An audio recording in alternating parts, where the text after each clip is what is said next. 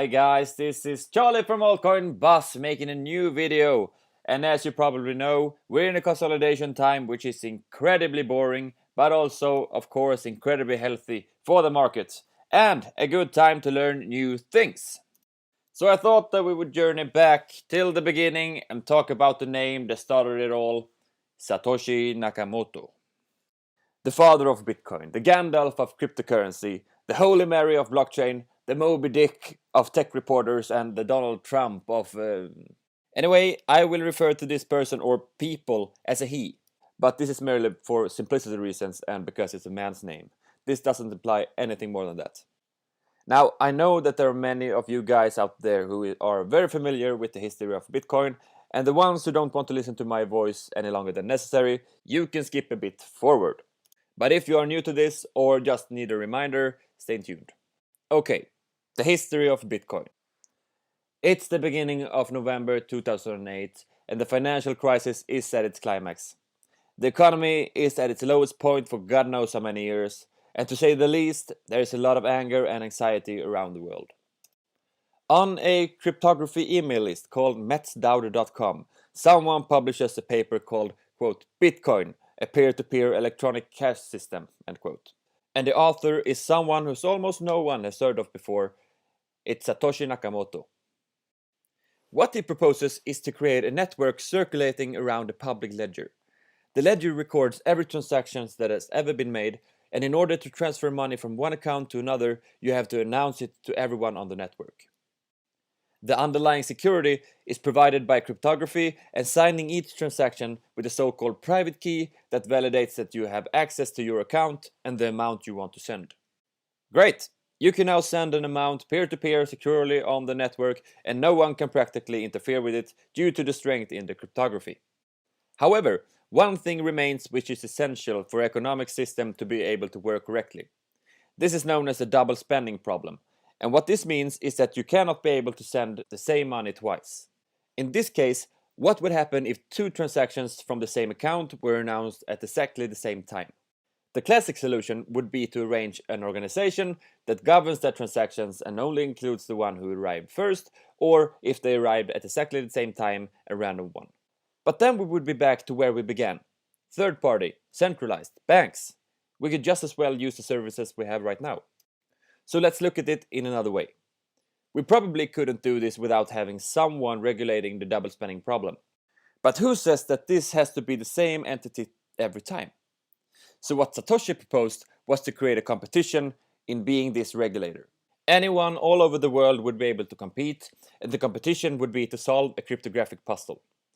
This puzzle is extremely hard to find, and it also gets harder the more contestants you have. The competition is called mining. But what this also means is that it takes a lot of processing power and electricity to drive the network and its transactions forward.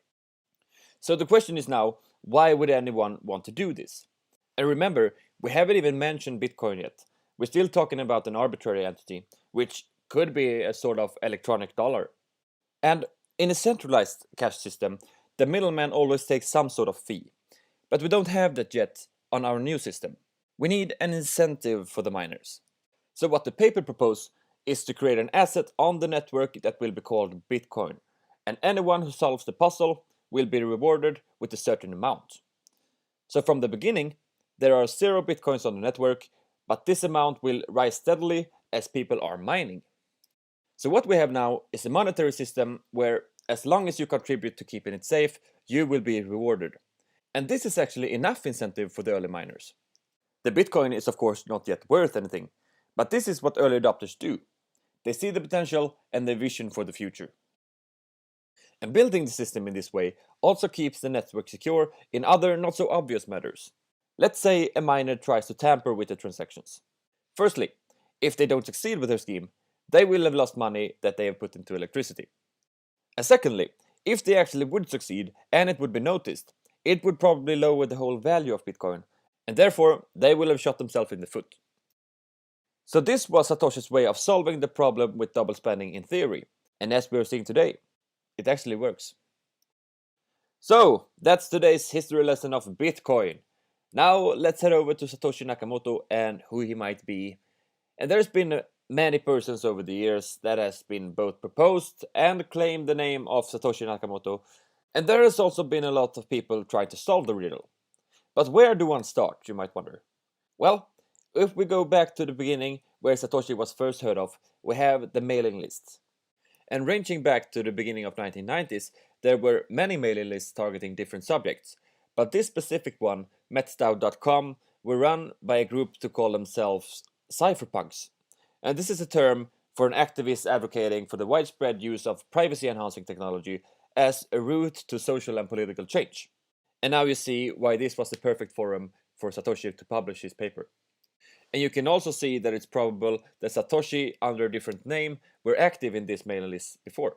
The problem is that the mailing list is very large and mostly anonymous.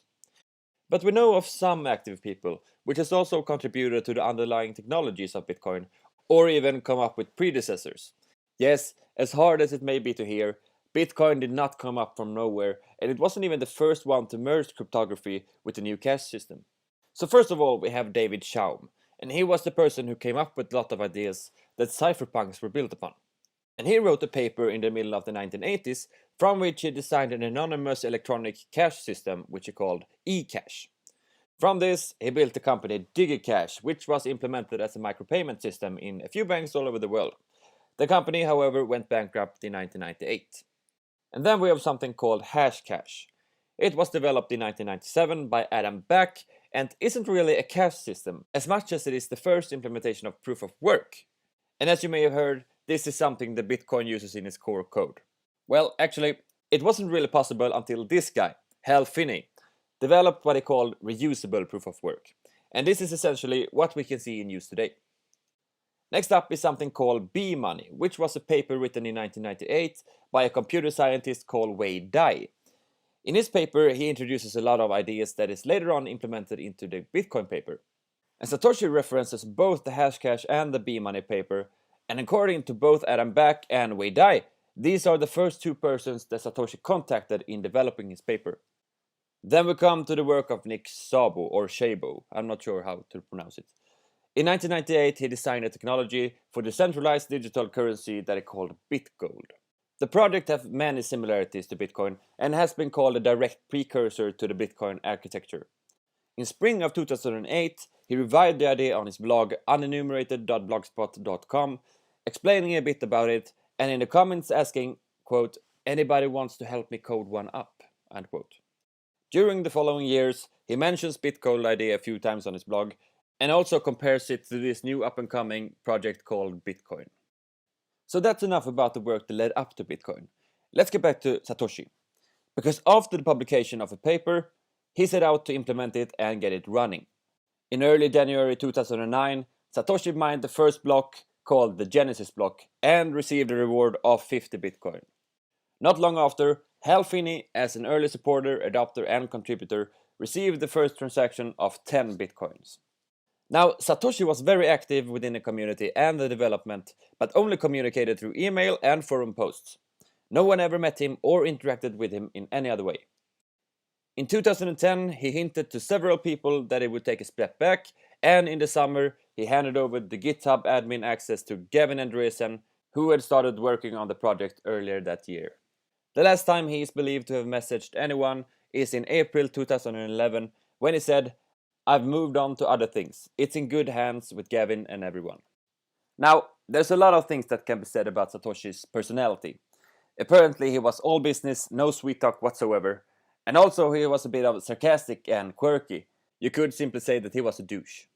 But also, according to his fellow developers, he was a genius coder. The codebase is said to be extremely clear and well structured, almost so that it could not have been done by a single person. And I want to comment on this because whoever he or they is or was, and whatever Bitcoin is or may ever be, one cannot argue against the ingenuity of his actions, and I can just mention one of the things. In the first block, ever mined, there was a message that read, quote, "The Times, 3rd of January 2009, Chancellor on the brink of second bailout for banks," end quote. And this have two meanings. Firstly, it confirms that the block wasn't mined before this date. And secondly, it says so much about the motivation of Satoshi himself and why Bitcoin is needed so badly throughout the world. And I mean, if this doesn't get you going, then you have no heart.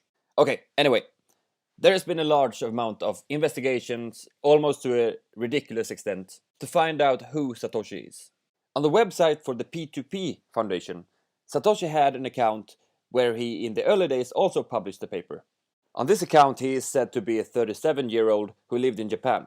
But there has been speculations that he isn't Japanese due to his perfect English and that the Bitcoin code isn't documented or labeled in Japanese. There's also been analysis of his spelling and usage of words like bloody hard, which has led to speculation that it was of Commonwealth origin, that is, the former British territories. Furthermore, there has been analysis made on the timestamps of his forum posts, which implies that he lived somewhere in the European time zones. Alright, 11 minutes into the video and I think we're ready to start some speculation.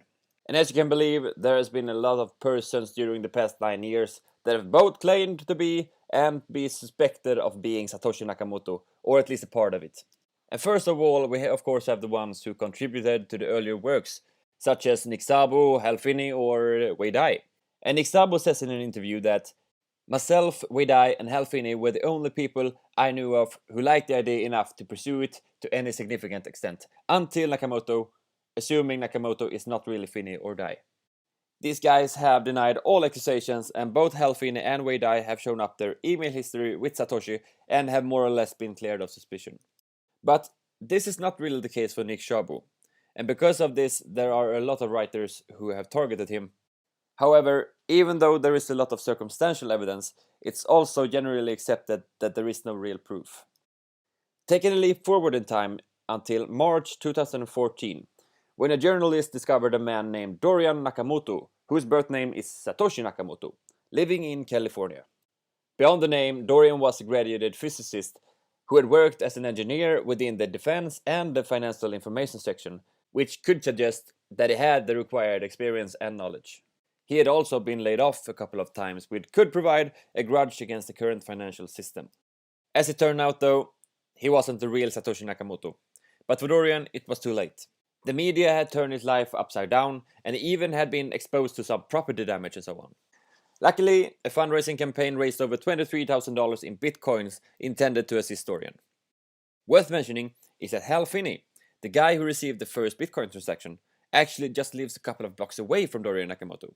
Make what you will of that. So the next big event in our story is in December 2015, when the magazine Wired and the website Gizmodo on the same day published articles who claimed the Australian academic Craig Stephen Wright to be the man behind Satoshi Nakamoto. Half a year later, in May 2016, Craig posted on his blog that he was the real Satoshi. The same day, both BBC News and The Economist published 2 articles where they seen cryptographic proof of this provided by Craig. The proof was that he had signed the message using the private key used in the first transactions of the Bitcoin blockchain. However, it did not take long before a few Bitcoin developers reasoned that Craig's so-called evidence actually didn't prove anything. Essentially, it could just have been a copy of an old signature made by Satoshi, and this could really have been done by anyone with enough cryptographic knowledge. On May 5th, Craig uploaded a blog post saying he was sorry and that the pressure had been too high. He did not say that he had lied, but only that he hadn't the courage nor the strength to pursue this endeavor. So, the ones that I have mentioned so far are, till this day, the major suspects of who can be Satoshi Nakamoto. However, there are a few honorable mentions, such as the Japanese mathematician called Shinichi Mochizuki, or a computer collective in the European financial sector, or perhaps even Elon Musk, who is said to have at least the financial knowledge to pull this off, as well as an incredible ability to learn quickly. But the more serious ones has, of course, been denied. Other rumors says that Satoshi is dead. Now, you could think of this as literal, but I want to think of it more in a metaphorical way.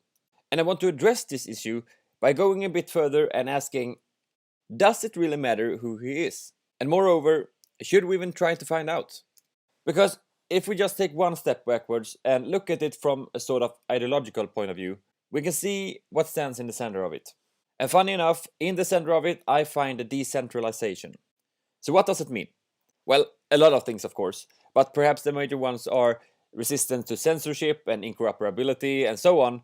But in simple terms, I think it means that no one is in charge. Or perhaps no one should be in charge. And my personal view on this is that Satoshi had to die because of what he represents. If the real identity would be revealed, he would probably be regarded as one of the greatest minds of our time, as well as gaining a huge power of the whole cryptocurrency community. And this, in a quite big way, counteracts with the idea of decentralization. So I hope that this is why Satoshi kept his identity secret, or if you may, why he had to die. And this is also why I think that we shouldn't be looking for him at all, because it would bring no good beyond satisfying our own curiosity. So if you allow me to be a little bit cheesy and poetic right now, the fact that he is unknown brings a sort of magic to the brave new world we are entering right now. And I would even go so far to say that the disconnection between the name Satoshi Nakamoto and the man with his inherent fragility is one of the most brilliant things that the cryptocurrency community has seen to this day.